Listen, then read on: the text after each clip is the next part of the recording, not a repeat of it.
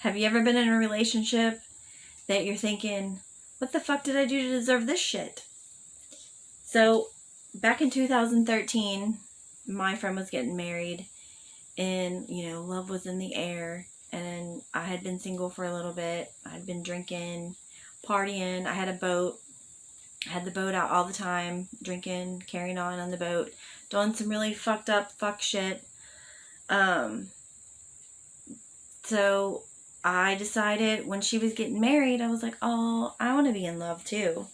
So I decided, I put it out there that, it was finally time for me to open my heart, and I wanted to find love. Boy, was I in for an awakening. And that's exactly what happened.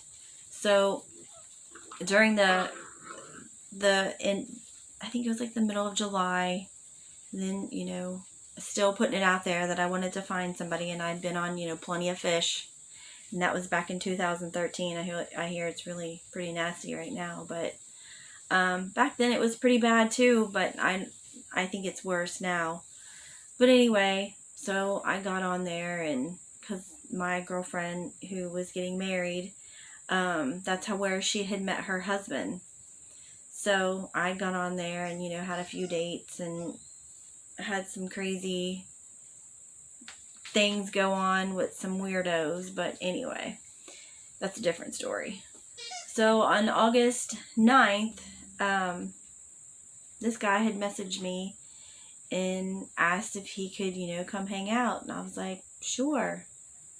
So it was crazy because he showed up at my house and he never left. And I was like, why the fuck isn't this motherfucker leaving yet? So he ended up wiggling his way into my life, and I fell in love with him. I got exactly what I asked for. So here we are. We're, out partying, out drinking, both of us, doing some crazy fucking ignorant shit. And then he started pressing me, to marry him. I mean, right off rip. I think it was like September. He started asking. Well, I finally, around December, I gave in, and we got married December 19th. And there was little telltale signs, in those months. I know it was quick. In those months that, he was a fucking asshole, a narcissistic asshole.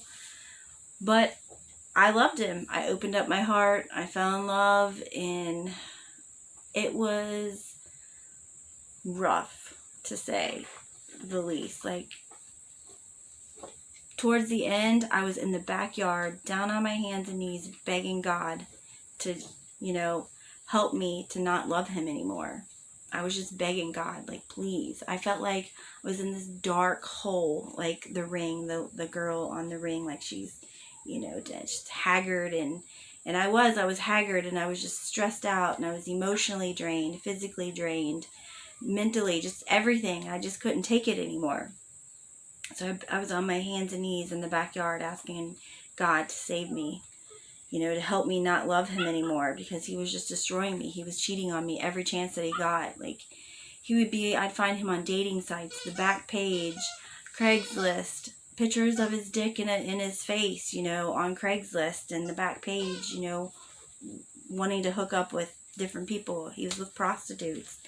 I mean, you know how embarrassing it is to go into your work and be like, I just found out my husband was messing with prostitutes, so I need to get, a full panel done of, blood work. It's embarrassing. It's degrading. I was just at my all-time low. I would just had it. So, hung on, we'd split up, we'd get back together, we'd split up, get back together, and that went on for 6 years. And finally, I was just, his drinking was just always out of control. He would drink, from the time 10 o'clock hit till, he passed out. And he was always trying to find somebody to hook up with every time he drank. I could tell so many stories of just disrespectful shit that he did to me the whole entire time we were married. But anyway, that's other videos. But so when I was talking to my daughter one day, I was just like, I don't know what I did to deserve that. You know, why did he come into my life? And so I started going back and I started thinking about, where was I at the time that I asked, for him to come into my life. And I realized that at my point in time of life, when I asked him to, I asked for love, I asked, for someone to come into my life, I was drinking every single day. I was doing some fucking crazy ass fuck shit. I didn't care about myself. I didn't love myself. I didn't respect myself. So my vibration was at a low level. And I realized, like, oh my God, the whole time that I just been, hoping and putting it out there, like, I don't want this, I don't want that in a man, I don't want this. I was just figuring out what I did and didn't want in a man. Well, then I finally realized, like, the only way that I can get a decent person in my life is if I raise my own vibration and I start to love myself and I start to respect myself and I put me first. And there was like an aha moment of waking up to, like, I can't believe it, It's just as simple as just loving yourself instead of going out and doing what we all normally do. We go out with our friends, we party, we go to clubs, we hook up, trying to forget instead of just coming home and feeling that pain and dealing with it and trying to figure out, who we are as a person. We all know what we don't want, but that's what we're putting out there. This is not what I want. This is not what I want. So I'm putting it out there. I'm that person. I look back now and I'm like, damn, I don't think that I'm a bipolar narcissistic person, but I mean, I had those tendencies because alcohol was involved in my daily life back then. And that's exactly what I brought into my life. So if you're out there wondering why you picked up this piece of shit man who treats you like shit, beats on you, disrespects you, and all this other shit, first of all, we chose to go through that because we wanted to, but then we have to find ourselves and love ourselves and respect ourselves enough to pull ourselves out of that and raise our vibration to be a better person. And once we become that better person of loving ourselves, respecting ourselves, appreciating ourselves, then we can bring in that person to match that vibration. So I have been coming across lots of people who are having relationship issues, wondering, how the hell did I get in this situation? How do I get out of it?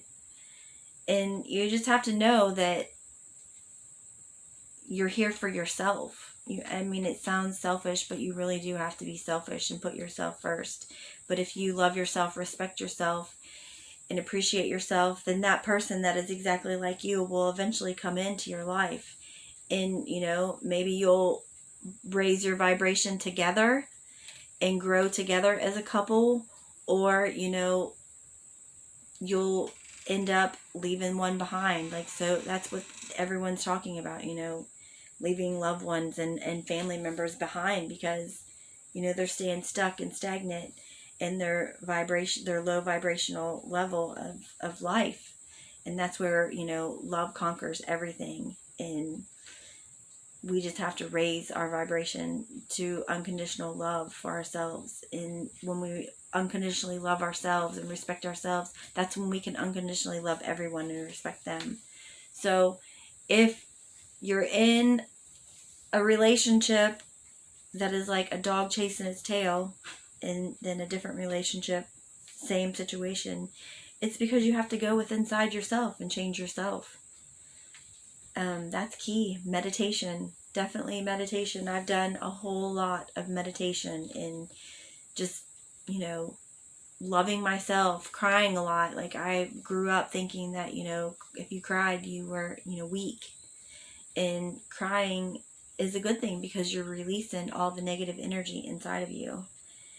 And I remember doing that, back in the backyard on my hands and knees, begging God, to help me not love my future ex-husband. We're still married, but I stay clear of him. I changed my numbers, blocked him from situations where he can't get a hold of me, but I think I'm a stronger person, but I was weak for years. I mean, I kept taking him back, you know, all the time.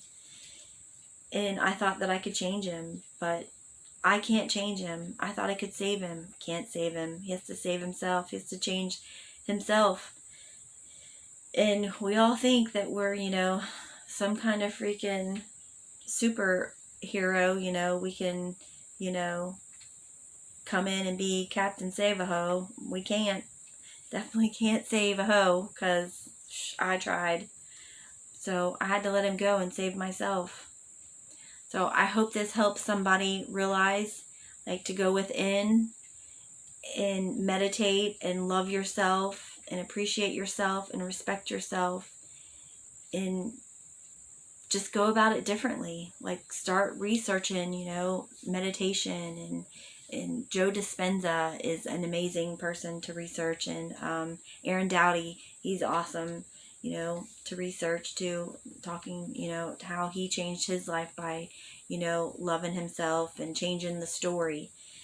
And I hope everyone has a wonderful day, and thank you for watching.